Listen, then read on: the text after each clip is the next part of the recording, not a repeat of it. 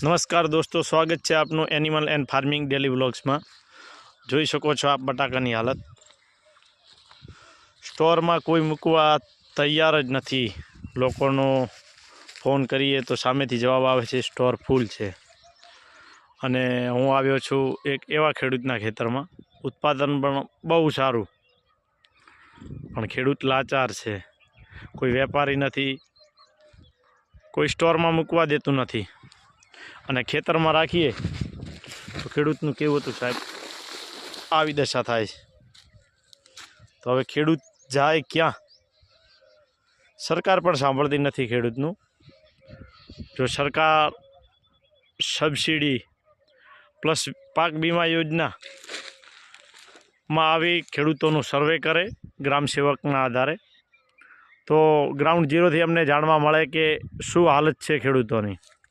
આપ જોઈ રહ્યા છો લગભગ 1000 પ્લસ કટ્ટાના ઢગલાઓ જ છે પૂરા ખેતરમાં।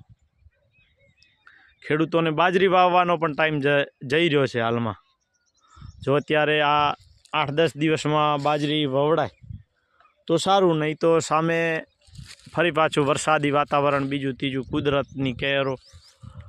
ખેડૂત બહુ લાચાર છે અત્યારે, આપ જોઈ રહ્યા છો। કારણ કે આટલી ગરમીમાં બટાકું રહી જ ના શકે। સ્ટોર એ માટે તો બનાવ્યા છે।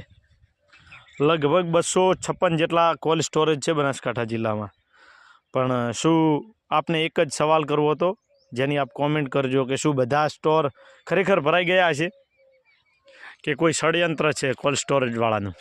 કારણ કે એમનો એક જ રૂલ્સ હતો કે ખેડૂતો જાતે રહીને સ્ટોરમાં આવશે। કારણ કે દેખો કે ક્રોપ ખેતરમાં તો પડ્યો રહેવાનો જ નથી। આ એટલી મોંઘી ખેતી છે ને એટલી ડેમેજ થાય છે દિવસે ને દિવસે। આજે એક બગડ્યું હોય તો બીજા દિવસે 10 બગડવાની શક્યતા છે જ। નથી કહેતા એક ખરાબ કેરી 100 કેરીઓને બગાડી શકે છે, એમ એક ખરાબ બટાકું 100 નહીં પણ પૂરેપૂરા ઢગલા 70-100 કટ્ટાના ઢગલા ડેમેજ કરી શકે। એટલા માટે આપ સૌને નમ્ર અપીલ છે કે ચલો જિલ્લા કલેક્ટર સાહેબને એક આવેદનપત્ર આપીએ ને એક એવી ટીમ બનાવે કે ખરેખર ચેક કરે કે સાહેબ ખરેખર કોલ્ડ સ્ટોરેજ ભરાઈ ગયા છે કે કોઈ સ્ટોર માલિકનું ષડયંત્ર છે। કારણ કે એમને તો કંપનીઓ આવી હતી, કંપનીઓએ ભાડા પેટે પૈસા આપી દીધા છે। 1-1 કરોડ રૂપિયા મળી ગયા એમને ભાડા પેટે।